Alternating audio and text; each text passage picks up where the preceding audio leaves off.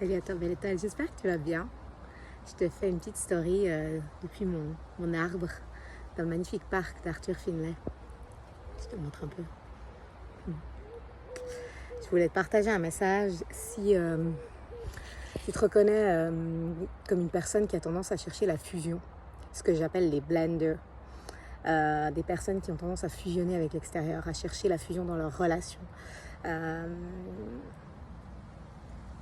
qui ont tendance à se perdre dans l'autre, qui ont tendance à absorber les énergies à l'extérieur, qui ont tendance à être dans cette empathie un peu extrême où je ne sais plus qui je suis et qui est l'autre et j'ai pas conscience vraiment de mes limites. Donc moi je suis un blender puissance 50 000 parce que j'ai passé mon enfance décorporée, c'est-à-dire que j'ai cette facilité de me décorporer. Vu que dans mon enfance c'était assez violent et douloureux ce que je vivais, je sortais de mon corps pendant les abus, pendant les viols. Donc j'ai passé la majorité de mon enfance entre guillemets décorporée, où j'étais plus avec mes guides que dans mon corps incarné. Et ce qui est magique dans la vie, c'est que quand il y a quelque chose qui est plus challenging, comme ça pourrait être un défaut, le fait de se décorporer, de fuir l'incarnation en fait, il y a aussi un cadeau, parce que dans chaque chose, il y a une pièce. Chaque pièce, il y a le positif et le négatif. Il y a rien qui est mauvais en soi. Et du coup, cette capacité à sortir, à me désincarner, peut aussi être une grande qualité dans mon job de channel d'aujourd'hui. C'est ça qui me permet de canaliser des messages très facilement, parce que je peux jouer entre les dimensions et que c'est une facilité. Donc chaque fois qu'il y a un truc qui est peut-être que tu pourrais voir comme un défaut, ou ma tendance à la fusion a pu être un défaut, m'a fait souffrir beaucoup dans mon incarnation, notamment dans mes relations de couple, où je cherchais vraiment la fusion, la relation dans laquelle j'allais pouvoir me fondre, me perdre, et du coup je n'avais pas conscience de mes limites, et je me faisais pas respecter, je m'affirmais pas mes besoins, parce que justement j'étais dans cet esprit de fusion. Donc quelque chose qui peut être comme ça, entre guillemets, négatif à certains points de ma vie, en même temps c'est aussi une grande qualité, parce que c'est ça qui me permet de canaliser si facilement. Et ce que je voulais te dire aujourd'hui, moi je suis venue ici pour ça, dans ce collège, j'y étais déjà venue il y a 2 ans et demi, et je suis venue ici parce que quand je fais du channeling, en français on dit channeling, en anglais ils appellent ça trance, quand je fais que ce soit des trans-guérisons ou des trans-parlers, etc., moi je suis quand même, il y a une partie de moi qui est là, c'est-à-dire une partie de moi qui entend, mais je ne peux pas interférer avec le message qui passe à travers moi, mais j'entends. Et c'était pas toujours très confortable, je sentais comme un struggling de cette part de moi qui restait là. Donc je suis vraiment venue avec ma prof avec qui je travaille depuis plusieurs années à distance pour pouvoir fluidifier ça en fait. Et je trouvais ça très beau parce qu'elle m'a vraiment montré, et c'est ça le message que je voulais te faire passer ici aujourd'hui, que en fait il y avait une partie de moi qui, quand je capte un être de lumière, tout de suite j'aime cette fréquence de la maison, donc comme veux partir de mon humaine, je veux tout de suite sortir. Et c'est un peu violent pour mon humaine, parce que comme je veux me fuir, c'est cette tendance à ne pas accepter l'incarnation.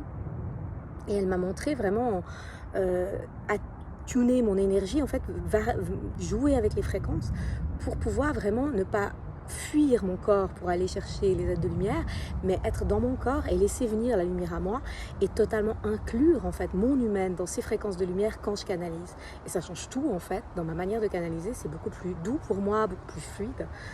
Et si je te raconte ça en fait, c'est que peut-être que toi tu as des fois des challenges à l'incarnation, c'est-à-dire que tu as de la peine à te trouver, à te sentir à ta place sur Terre, à te sentir ok avec tes limites, à t'affirmer, à prendre ta place. Tu as cette tendance justement à te perdre chez les autres, à te comparer beaucoup aux autres.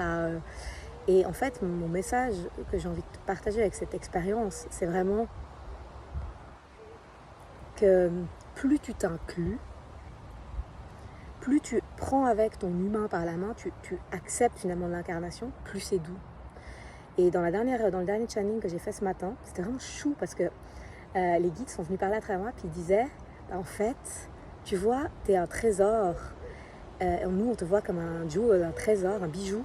Et quand on vient parler à travers toi, c'est agréable d'être dans ton énergie. En fait, on vient baigner dans ton énergie.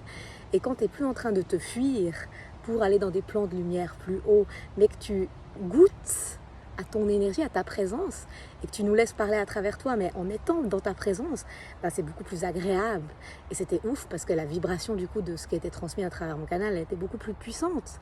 Parce que c'est comme si j'avais arrêté de me battre en mode je veux fuir mon énergie, je me casse, mais que vraiment j'avais comme posé mon énergie puis inclus mon humaine dans cette lumière qui venait à moi. Donc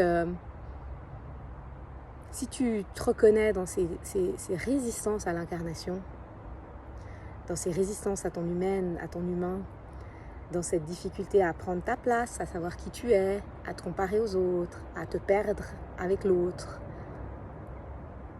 plus tu vas t'incarner dans le sens aimer ton humain, ton humaine, aimer tes limites, accepter d'y être, en fait, accepter d'être dans ton corps et laisser venir ton grand soi, la lumière, les guides à toi, plus ça va être agréable d'être incarné. Et on n'a pas à fuir l'incarnation pour goûter la lumière. Plus on accepte l'incarnation, plus on inclut notre humain, notre humaine, plus la lumière à laquelle on goûte est incarnée et solide et stable. Et moi, je trouve que c'est un enseignement extraordinaire que j'intègre encore un peu plus profondément aujourd'hui. C'est que j'ai pas à vouloir monter absolument pour toucher la lumière, mais ma lumière, je peux vraiment l'incarner, la vivre, la vibrer, la ressentir dans mon corps et dans mon incarnation. Et je crois que c'est pas par hasard que mon activité et mon programme signature s'appelle Incarne ta lumière, n'est-ce pas? Voilà. On enseigne toujours ce qu'on expérimente, c'est magique la vie. N'hésite pas à me dire ce que tu penses de tout ça, à me partager dans les commentaires si ça vibre pour toi. Et si tu as envie de faire ce chemin d'incarner ta lumière, tu peux réserver ton appel clarté et on en discute. Goûter la lumière en étant ici. Goûter la lumière en étant ici. À tous les blenders, plein de bisous, plein d'amour.